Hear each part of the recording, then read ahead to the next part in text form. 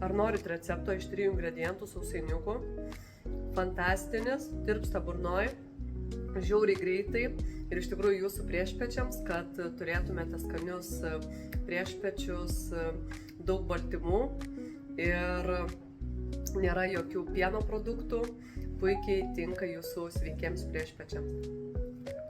Jeigu tu kaip ir aš nuolatos ieškai kažko skanaus, bet kad būtų subalansuota ir sveikatai naudingiau, tai iš tikrųjų šitie daug baltymų turintys iš 3 ingredientų, be glitimo, be pieno produktų, sveikuoliški Rafaelo tikrai nudžiugins ir tave, ir tavo mažus ir didelius svečius. Tau reikės 5 kiaušinio baltymų, 2-3 valgomųjų šaukštų nerafinuoto cukraus, gali jo būti ir mažiau, ir smulkių kokosų drožlių apie 125 gramus. Išplak kiaušinių baltymus iki standžių putų, įdėk cukrų, išmaišyk ir tada dėk kokosų drožlės. Įkaitink orkaitę apie 150-160 laipsnių ir kepk ant kepimo popieriaus su šaukštu arba mažesniu šaukšteliu suformavęs šią masę.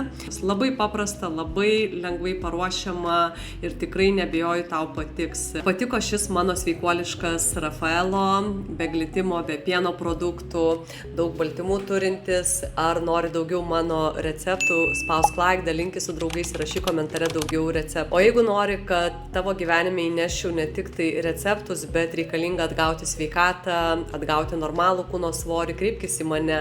Atlieku individualią mentorystę, kurios metu susigrąžinsi sveikatą, normalų kūno svorį, gausi įgūdžius sveikos mitybos, kurie padės tau visą gyvenimą gyventi ir valgyti sveikai.